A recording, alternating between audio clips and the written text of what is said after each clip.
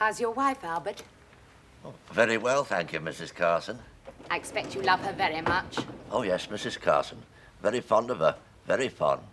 Well, touch that phone, and I'll cut off your prime. With a bread knife.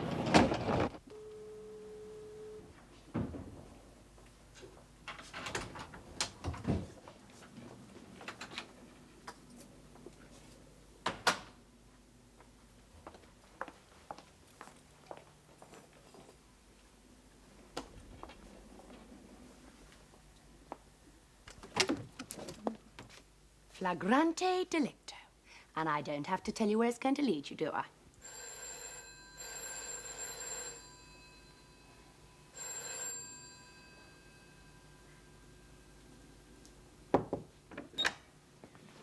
Busy? No. Divorce, that's all. Ah, they're a bore, aren't they? Not to the couple who are being parted. I know. I've been through it myself. But you survived happily enough, and that's what counts. Survived, yes. But there's always a sense of failure. You can never be quite sure whose fault it was. But as your husband served a jail sentence, the fault can hardly be laid at your door. I don't know. Sometimes I Please, think... it's work. It's grist to the mill. Now, if we searched our souls every time we defended a transgressor, we'd starve. Talking of jails, your friend Moody is an authority on juvenile detention centres, isn't he? Isn't he your friend too, John? I doubt if there can be friendship without love, and I could not, in all honesty, confess to loving Dr. Moody. But you do want to ask a favour of him. Not I. Lord Glastonbury. Pity. I beg your pardon? I'm sure Ian would do you a favour. I'm not so sure he'd do one for Lord Glastonbury. Really? I've never flattered myself that Ian held me in such high regard. He doesn't. But being a Scot, he appreciates a quid pro quo. He wants you to do him a favour. I have a feeling that he'll want the quid and leave me with the quo. What do you want him to do? I don't want anything. Lord Glastonbury, then. What does Moody want of me? His Aunt Deborah's coming down from Aberdeen for the weekend. He'd like you to make a fourth at dinner. You're making it up, surely. Not at all. The old lady's getting on a bit, but apparently she's very sprightly. There's no reason why it shouldn't be a highly enjoyable evening. How old is getting on? 80, I believe. Harriet, Lord Glastonbury's son has got himself into a bit of trouble and has to spend some time in a detention centre.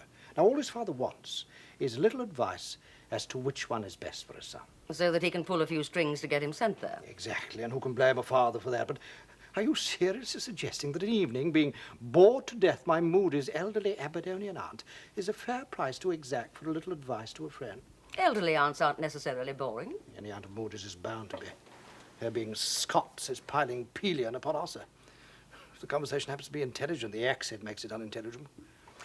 Well, perhaps Lord Glastonbury will make a fourth. It's his son who needs Ian's help, isn't it? Well, hasn't Moody any friends of his own? Plenty. But none I particularly fancy as an escort. You? Ian will be escorting his aunt, so technically the second man will be escorting me. Oh, I see. Technically. Ian is very discreet, even with his family. And especially with an elderly aunt, I imagine. And of course, this puts everything in a different perspective. When is it to be? Saturday evening at the Portcullis. Oh. Well, it means driving down from the country, but anything to help a friend. Tell Ian I'll be happy to accept his kind invitation. Passengers will be 592 tomorrow who have already checked in. No more the coach at gate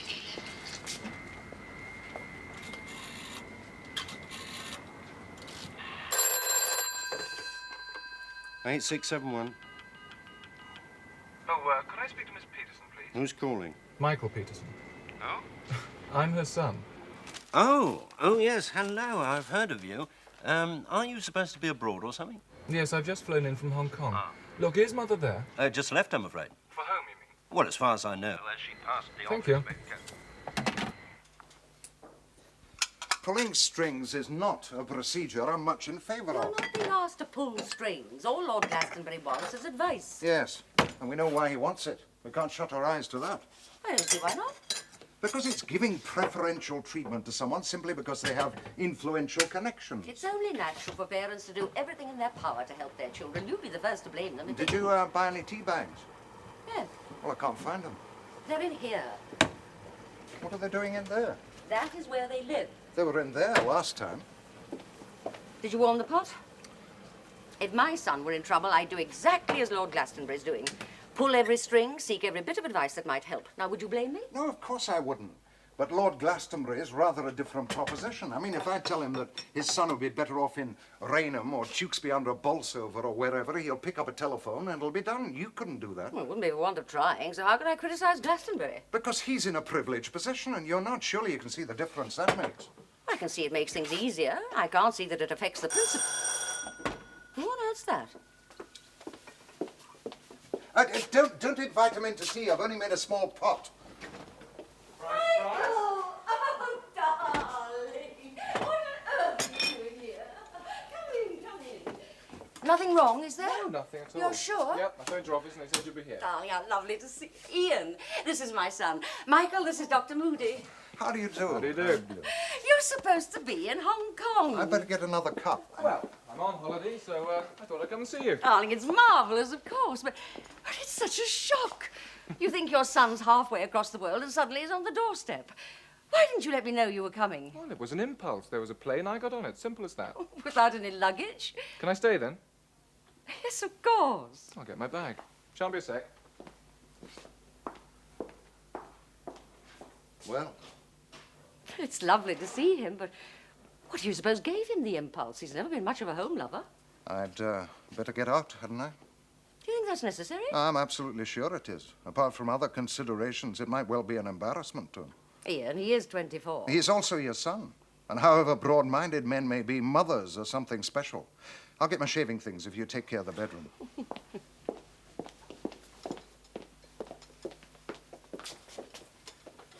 Oh, there's a suit in the wardrobe.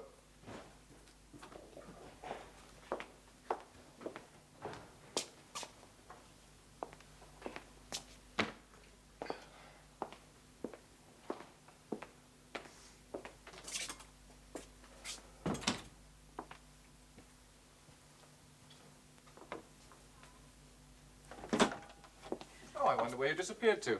Just tidying your room. Can I help? No. Got your case? Yes, in the lounge. Oh, bring it along then, darling. Okay, fine.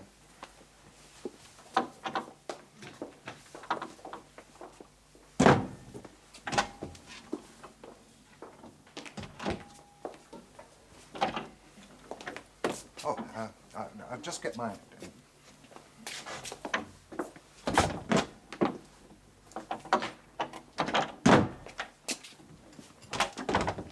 All right, everything? Is that the lot? Yes. All right. Fine. Let's have our cup of tea, shall we? I feel I need it. Well, I suppose at one time today you'd be knocking back the champagne. Champagne? Whatever for? Well, it's your wedding anniversary. Well, I had a letter from Dad and he mentioned it. Since when has he been writing to you? Oh, about 18 months now. I thought that while I'm over here, we might have a get-together. Be a real family again, wouldn't we? No, thank you, Michael. Yes, Well, we'll I see will. about I that. promise Just you. go I'll away. wait and see.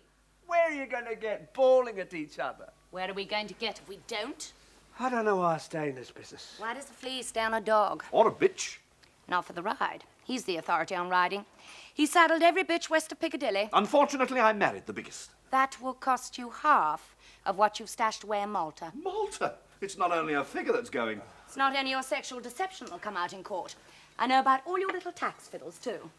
And talking of figures, are those girdles of his really an allowable expenses? I have never worn a girdle in my life. Again, please. I know. I'm only your manager. I'm here to be walked on. I don't count. How true.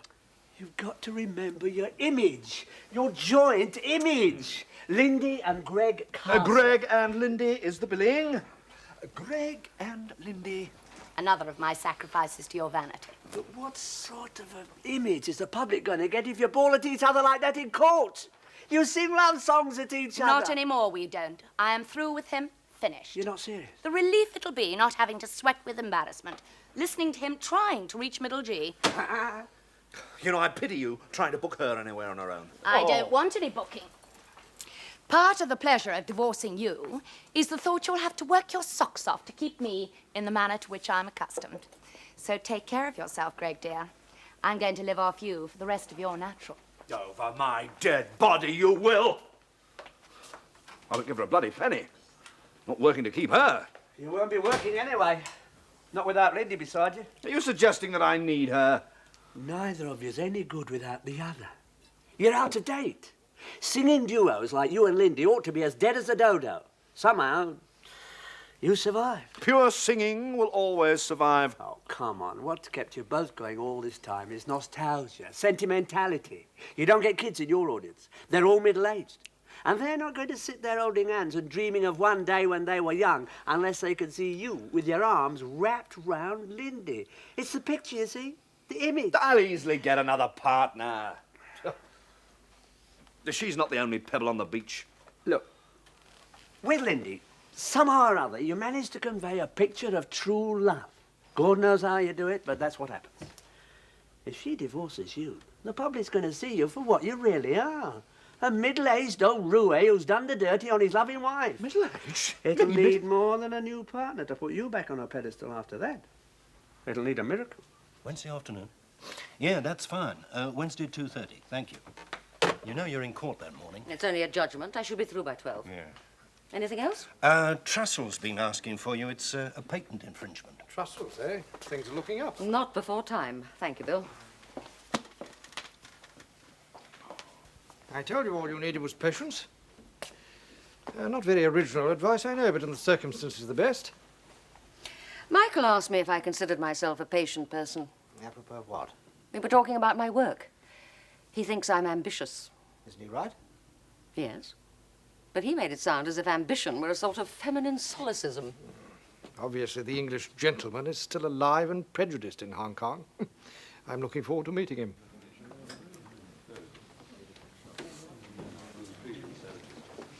There he is. Oh, hello. Michael, this is Sir John Gallagher. How do you do, Sir John? You're a long way away. Yes, I was rather. Can I get you a drink, Mother? A dry sherry, please, darling. Sir John. Oh, that's very kind. Whiskey with a little water would delight me. Mother. What did you expect him to call me? I knew you had a son, of course, but I never really imagined your being called Mother. Matter of image, I suppose. I have the same trouble imagining Ian Moody as somebody's nephew, or for that matter, anyone actually being his aunt. He's not very happy at the prospect of helping you with Lord Glastonbury's string pulling. His social conscience working overtime again, eh? I think it's the title that does it. I wonder how he'd react if he was offered one, eh? That was very quick. Thank you, darling. Well, cheers. Cheers.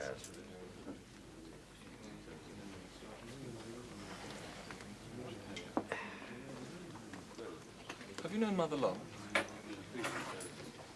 I find it hard to recall when I didn't. Longer than Dr. Moody? Well, You do know him? Oh, yes, I know him. He was at the flat with Mother when I arrived. He seemed a nice fellow. I'd like to have got to know him, but he had to dash off rather suddenly.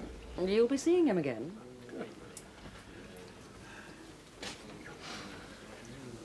Welcome home. Thank you.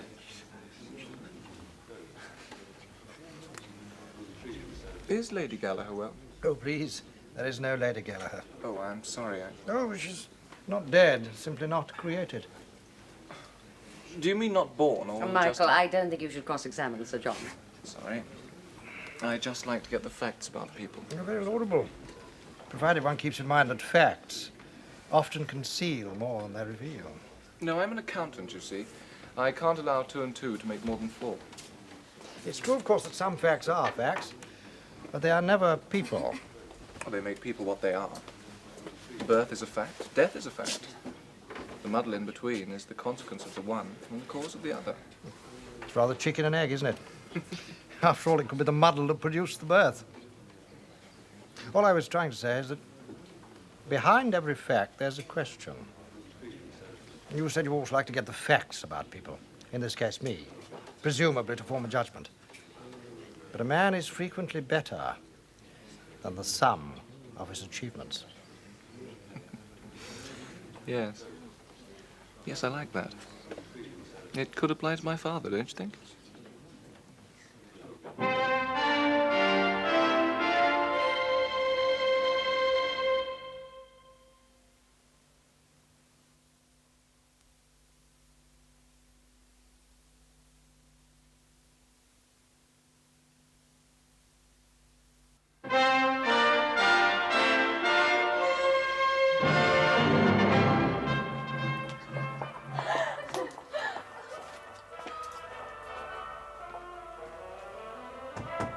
Come in.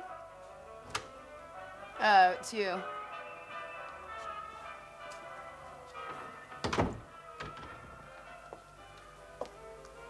Packed house out there? Should I be surprised? No. No? Still, it's always good news, isn't it? You look great. If you've come here peacemaking, you're wasting your time. Matter of fact, I don't blame you for getting rid of Greg. Well, I mean, he's been asking for it, hasn't he? Carrying on like that? Like what? Well, you know, other women. Oh, yes. Well, I mean, it's ridiculous, isn't it?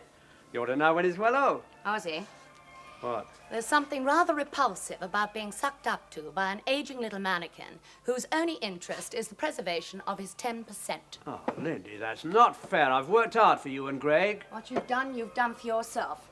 And if you think you can soft-soap me into taking that crawling apology for a man back into my bed, you're a bigger bloody optimist than I'll wear the heart-shaped mauve. If I did, I'm a maiden fair, and that'd bring the house down. I've always got you first-class bookings, the best. With us, all you have to do is write in the dates. On your own, you couldn't book a combined room.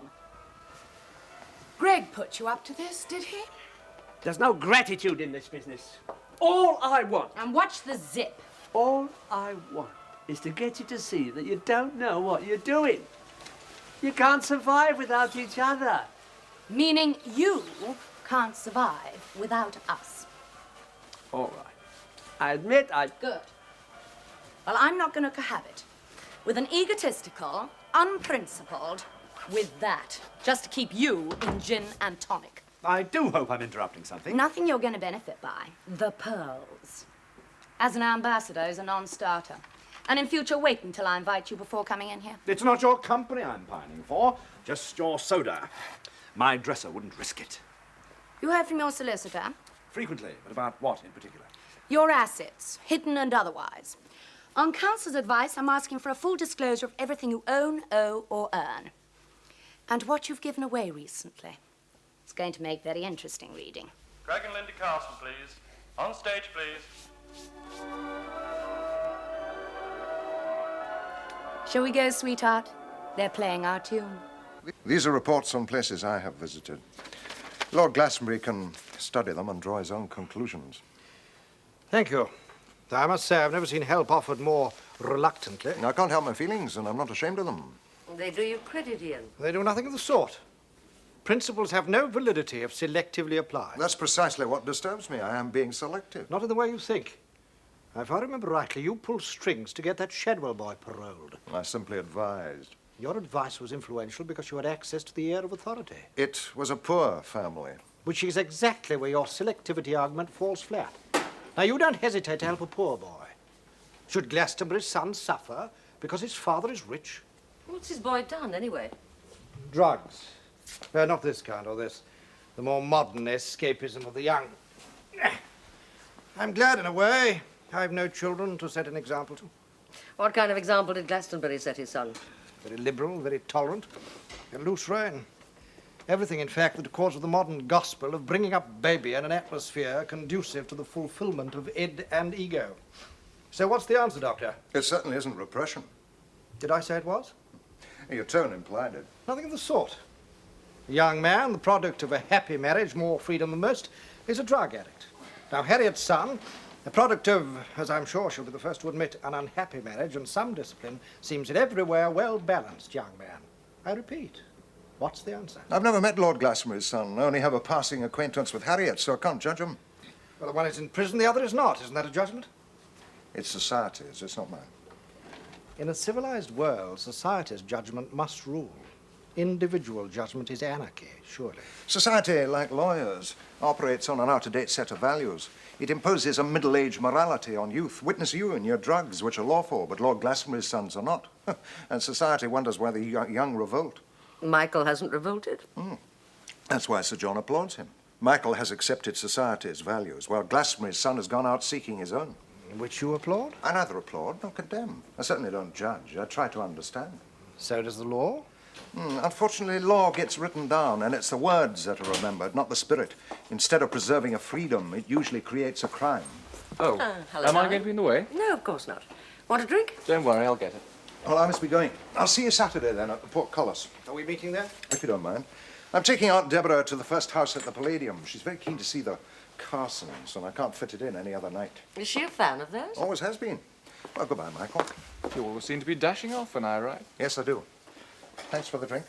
I'll see you out. Where's my Oh, coat? don't forget your coat. No, it's in the bedroom. Having a good holiday? It's nice being back in London again.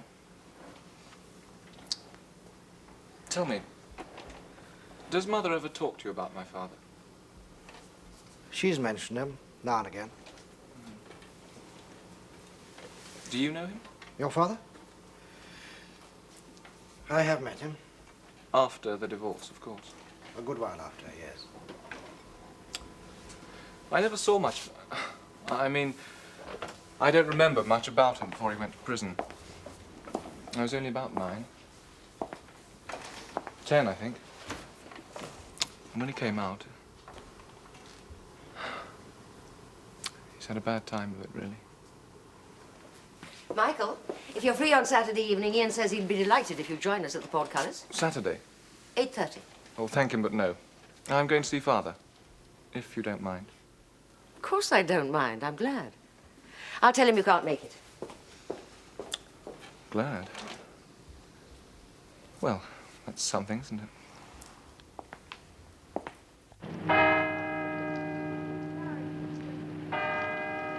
Amicable, very amicable. It's a pity all divorce settlements can't be as pleasant.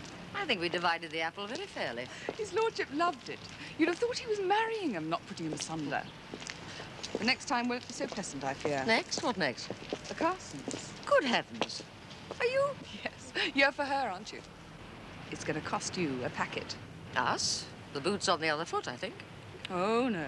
No. It's quite straightforward. She came back unexpectedly and caught him in bed.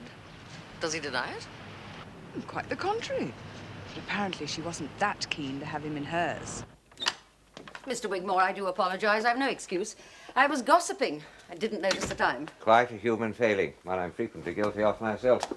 So it appears it's Mrs. Carson, unless, of course, it's the traffic or, these theatrical people, one never knows. Bill told me you telephoned around.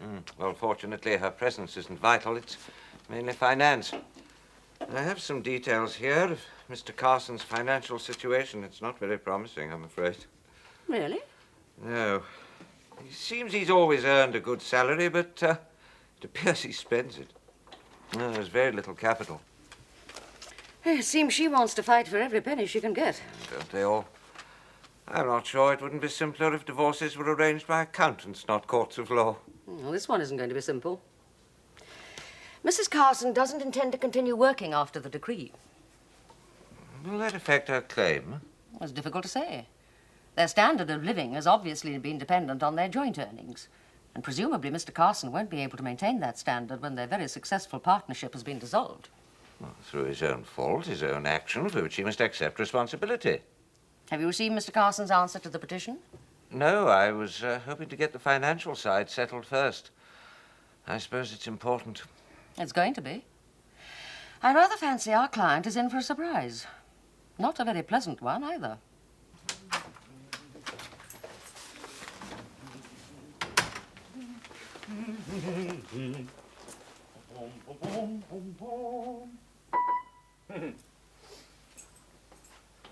Hello. Have you moved in here permanently? I had a gossip columnist onto me today. Do I have to tell you what he wanted to know? No, you don't, but I realise that that's not going to stop you. Is it true? He said, is it true that the singing sweethearts have finally gone sour on each other? I like the phrasing. The contempt it conveys is civilised and exact. Angelina, my puppet. I've been trying to get you all day. Naughty. Save that for tonight. Of course. Well, I thought a little supper after the show. Well, here at the flat. Where else? Oh, don't worry about her. She'll be away in the country. Yeah. Come round to the stage door after the show. Bye. Dear Angelina, no one can say that she doesn't know her place. And she's always so anxious to get there. You're not bringing her here tonight. Why not? Well, because with the way things are, she can only make things worse. Things can get worse. If you bring Angelina here tonight, Lindy will murder her. Or you. Or both. Linda's divorcing me, remember? In for a penny, in for a pound. But this is her flat. No, correction. The house in Bucks is Linda's. This is mine. She sleeps here. Ah, not anymore, she doesn't. I've decided a clean break right now. You'd better have a drink. It may just save you. Yeah. Better? Look, I know you think I'm Yes. Oh, thanks, Albert. You needn't bother anymore, though. She's on her way up. Lindy, you going to tell her? You can hide in the bathroom if you like. I don't know why I stay in this business. We've been into that before. If you remember, the consensus of opinion wasn't very complimentary. It's because you are a natural parasite. All I'm trying to do is make you see some sense. Have Lindy walk all over me, no thanks. Fortunately, my solicitors discovered a little dolly of a barrister. She's 5'4", blonde, bright as a button up here. She didn't try to make me see sense or compromise. She showed me how to go in and win.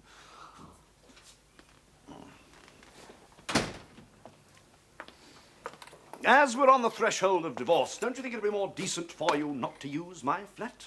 As I intend making it as part of the divorce settlement, it would be wiser if you went. Now, you have the house in Bucks. Well, I need this too. It's convenient. Not for me, so I'd be grateful if you'd regard this as your last visit. I don't want you back here after the show. If you don't feel like driving back to Bucks, I can Shut fix you up. in that. Who is she? She? And spare me your pathetic attempt to kid the world. You're a second-Earl coward. You are as clumsy socially as you are sexually. And God knows when it comes to bed manners. Make a bull in a china shop look dainty. Oh, there's Freudian for you. Bulls and bed in the same breath. Oh. I'm not interested in your sexual capers, but they're not happening here. Mr. Wigmore, please. Lindy Carson. I'm entitled to privacy and quiet in the matrimonial home, and I'm going to have it. Mr. Wigmore? Oh, how can I apologize? I am so sorry, but I was rehearsing late and didn't notice the time. Yes, of course. I shall ring Miss Peterson and apologize personally. Oh, I see. I will. I promise. You can't control yourself. Move into a hotel. It's not any more decent. It'll be safer for both of you. She'll be lucky. She won't get in here again. Greg, she'd kick the door in. No, she won't, not Lindy. She might be a cow in private, but publicly. No, it wouldn't pay her to make a scene. She knows what side her bread's buttered on. At least she thinks she does. I'll go and pack her things. And you can give them to her.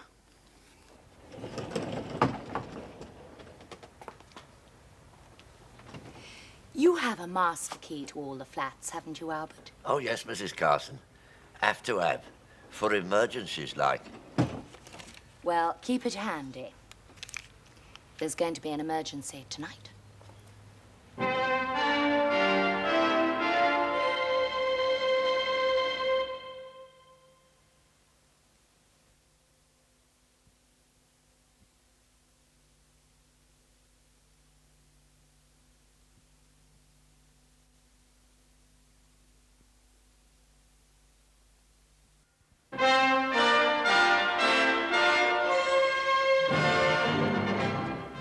Just because the Chinese accept Western technology, it doesn't follow that they accept Western values. It's rather obvious that they haven't. The family means much more there than it does here, particularly to the women. Preserving the family unit is a religion with them. I thought Chairman Mao was changing all that. I'm talking about in Hong Kong. It's hardly China, is it? Oh, even on the mainland, old values persist. The communists have damped them down a bit, but they're still there. No, I think we can learn a lot from the Chinese. Their values are worth looking at. I'm sure. Michael, pour me a glass of sherry, will you? I'll go. That's John. Funny he's never married, isn't it? In his position, I mean. A lot of people don't, whatever their position.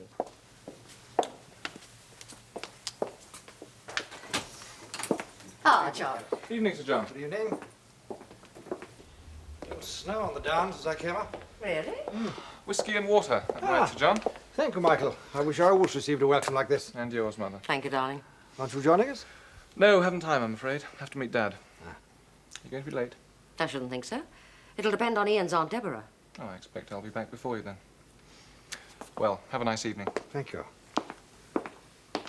Rather abrupt and enigmatic, didn't you think? I think he wanted me to invite his father here. He didn't press it, but it's been on his mind. You didn't fancy the idea? No, I did not. How long since you've seen James? Does it matter? No, I suppose not. Ex-husbands, like old dreams, are best left undisturbed. We're not all ex-matrimonial, but we've all had dreams. Michael asked me why you'd never married. There are some questions the young should never ask the middle-aged. We're not qualified to answer. We haven't the perspective. If we're lucky, that comes with a pension. If it doesn't, I don't know at what age one stops dreaming.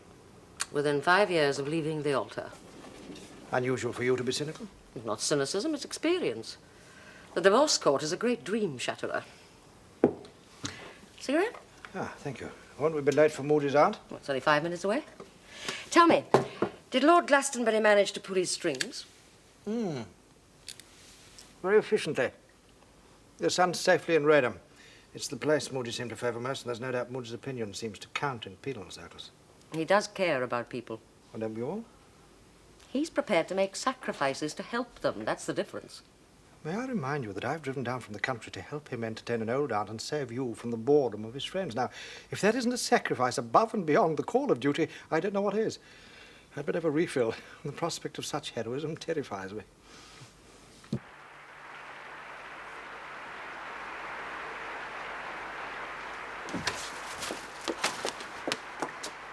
No, just my coat. Aren't you going to change, Miss Lindsay? Oh, for heaven's sake, just give me my top coat. But your suit. Just give me my coat.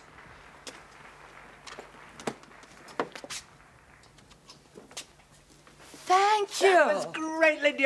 You going out? A dinner date. See you tomorrow, Ozzy. She hasn't changed. Can't make her, can I? Well, she's never done that before. Why is my wife dashing out of the theatre like a scalded cat? A dinner date, she says. Why hasn't she changed? Nothing to do with me. You did book her at a hotel. Oh, I told you, the Fosdyke. She seemed to take it pretty well. Why hasn't she taken this? Did she forget it? I don't know what goes on in her mind. Shall I take it to the Fosdyke? I don't like the look of this.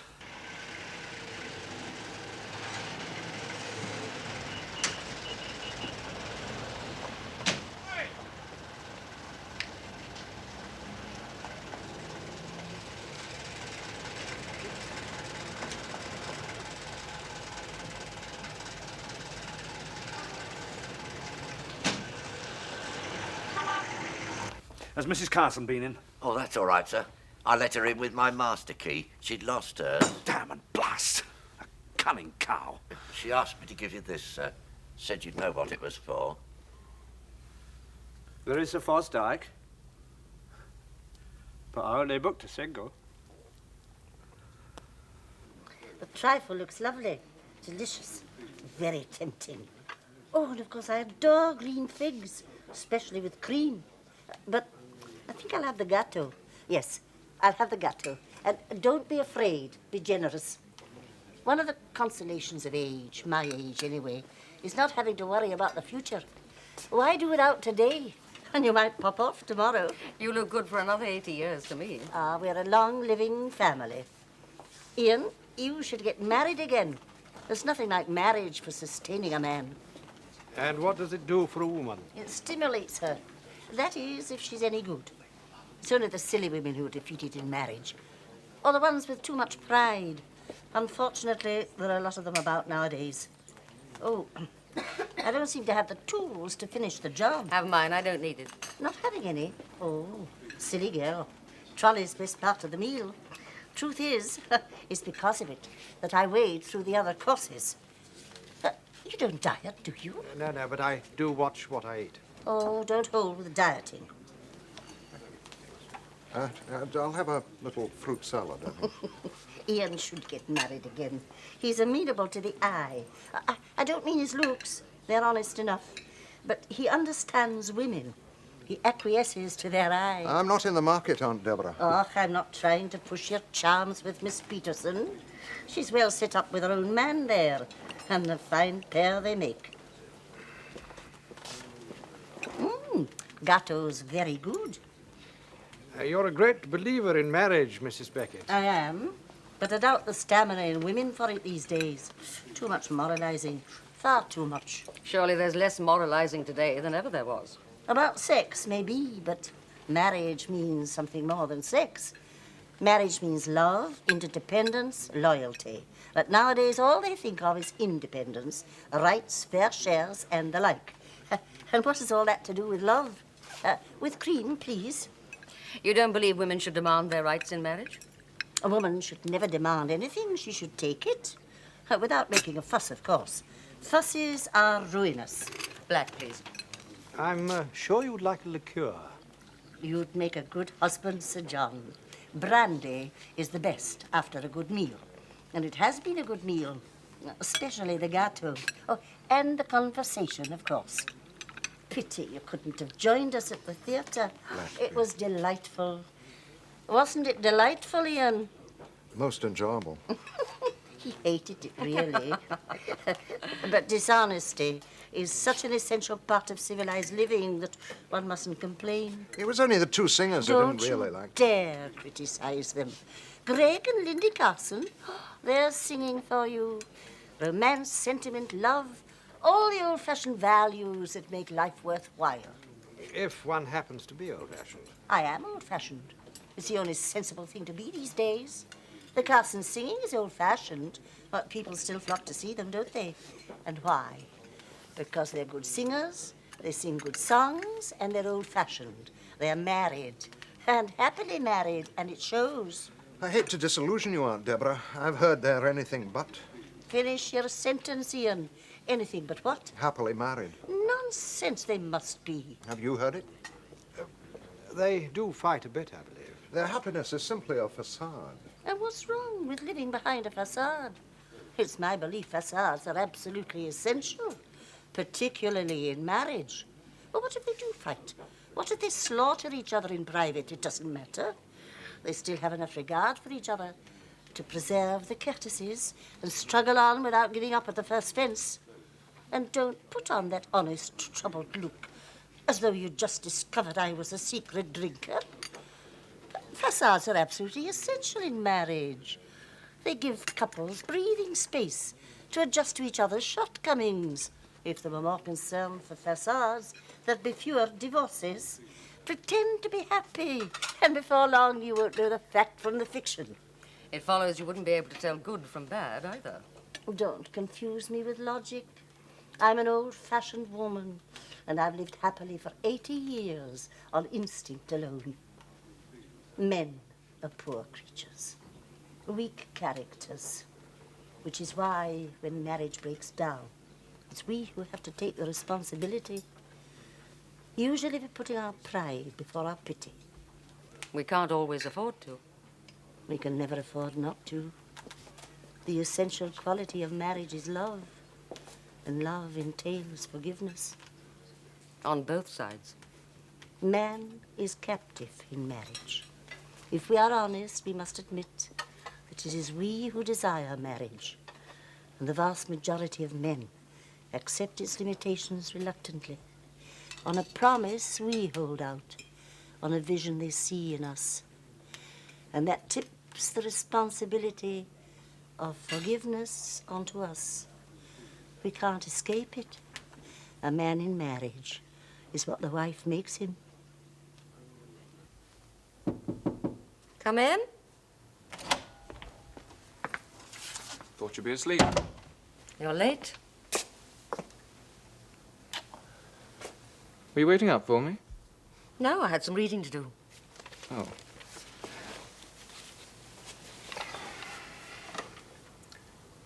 Dad asked me to send you his love. He'd rather like to meet you again. Would you mind? I think you'd better go to bed, Michael.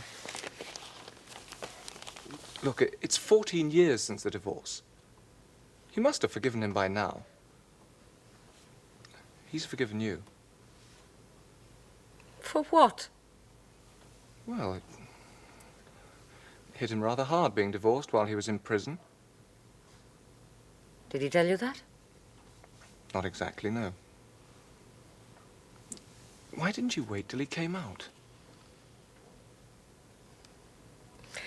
Michael, I've got a long day ahead of me, and I have to finish reading this before I go to sleep. Look, he's lonely. He needs help. And for what it's worth, I think that...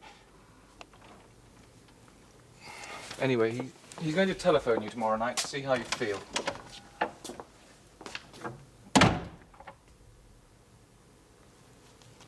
He has money in Malta, I know he has. And he has declared it. £250. But it was over 5,000. 3 years ago it was. He bought shares in a property company that went bankrupt after the trouble there. It's all accounted for, I'm afraid. He has to have more than this. I don't think anything's being hidden. Well, he'll just have to pay me more out of his income. I'm not letting him off scot-free. And the flat, I want that. Your own assets are considerable, Mrs. Carson. What's that got to do with it? It's what he has that counts. Not quite. We've been asked to provide a detailed statement of your financial situation. Mine? What for? In the light of this, I would say your husband intends making a claim on you. For money?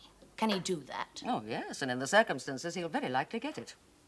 How sure of that are you? He has been extravagant, you have been thrifty. But a lot of his extravagance was directed at you. He bought you the country house, for instance. That was to apologize for weekending a Bognor with a dancer from the Follies. Going back a bit, isn't it? Well, the point is, your husband's lack of funds is to a great extent due to the very expensive presents he's bought you. In the past 2 years alone, a car, 2 fur coats, various items of jewelry. If he hadn't gone banging off with other women, he wouldn't have had to apologize so often. Can't see that I'm to blame. You condoned his conduct at a price. When you divorce him, your very profitable partnership will be dissolved. Your husband's earning capacity will be seriously impaired. Obviously, he intends you shall pay a price for that. But it's not my fault. I wasn't unfaithful to him. He maintains that you drove him into the arms of other women by a willful refusal. Can he get away with that? He will attempt to prove that the breakdown of the marriage was not entirely his fault. Courts seldom believe it's entirely the fault of one partner anyway. He has to support me in the manner to which I'm accustomed, and he can't get away from that. It works both ways, Mrs. Carson. It is quite possible, given the circumstances of your marriage and your respective financial positions, that the court will decide you must contribute to the support of your husband. The days when men only paid for the breakdown of marriage went out with the Matrimonial Property Act of 1970. Will you be in your office in the morning?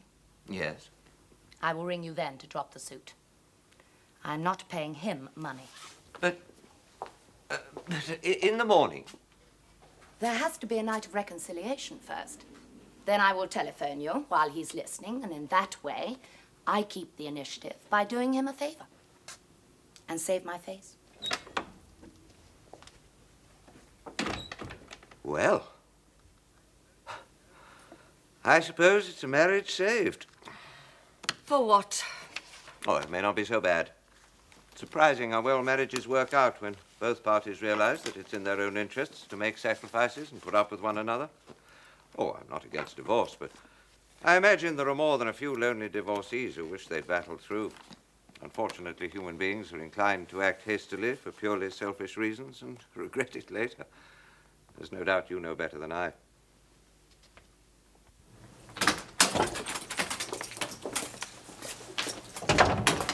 What are you doing? Oh, packing. I've got to catch a flight at 7. I had a cable. Darling, I'm sorry. You look a bit worn. Shall I get you a drink? Thank you. It's all a bit of a dash. I did phone your office, but you weren't available. Well, I was in conference. It's a strict rule that we never take calls when we're in conference. Ah. Well, I'm glad you made it anyway. Didn't want to go without saying goodbye. Thank you. When will I see you again? Oh, I'm supposed to get a free passage every 3 years. 3 years is a long time. Yes. I won't be here when Dad rings. Michael, did you come here, come to England, specifically to try and get me to take your father back? It was on my mind, yes. Was it your idea? I know he wants to. He's getting on. What kind of a life is it for him? That's no answer. Was it your idea or his? To be perfectly honest, I don't know whose idea it was that I should, well, try. Dad wrote to me, I wrote to him, and, well, it evolved somehow. And that's all there is to it. You've been in Hong Kong over 5 years. You first heard from your father 18 months ago. Weren't you surprised by his sudden interest in you? All right. Maybe he has done it deliberately. Maybe he is making use of me. But after all, he is my father. And obviously he needs help. Comfort. His life is what he has made it. It's not my responsibility. I see. Well, I have a cab coming in a minute.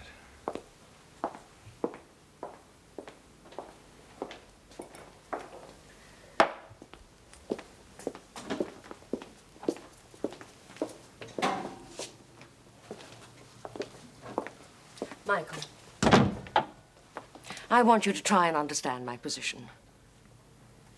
My relationship with your father is my concern. I'm entitled to my life, and I cannot live it with him. Because he's your father, I can't criticize him to you. It wouldn't be right. But he's deliberately cultivated you over the past year and a half in the hope that you'd fight his case. He wouldn't come himself. Now, doesn't that tell you what kind of man he is? I don't think it's as simple as that. You see, I can't help wondering why he wouldn't come. I should have asked him, but, well, I'm too soft-hearted, I suppose. And now I understand why he couldn't. I'm as good. No, if you understand, tell me. That's my taxi. Do you mean it's my fault he wouldn't come? I can't judge. I'm more like him. I can't hurt people. I'm not ruthless enough. Ah, hello, Come in, Doctor. Is the taxi for you? Yes, back to Hong Kong and the grindstone. Oh, well, have a safe journey. It was nice meeting you, Michael. Thank you. Goodbye, Mother. All right. And be nice to him when he rings, hmm? And if you're missing a suit, it's in Mother's wardrobe.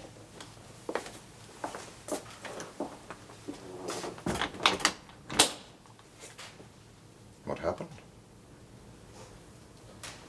I've been judged by my son and found wanting.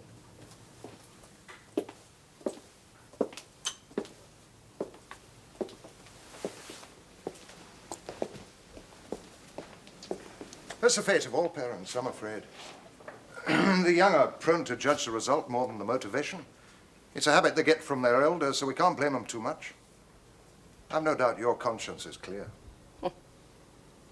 Is anybody's completely? I think Aunt Deborah's is, if she ever had one.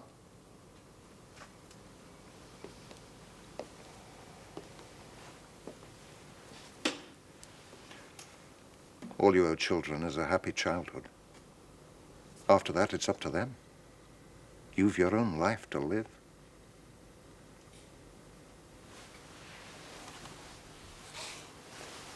Will you take me out to dinner? And then come back here? Now, that's the way to look at the future. Somewhere nice and quiet, and then I needn't change. Right.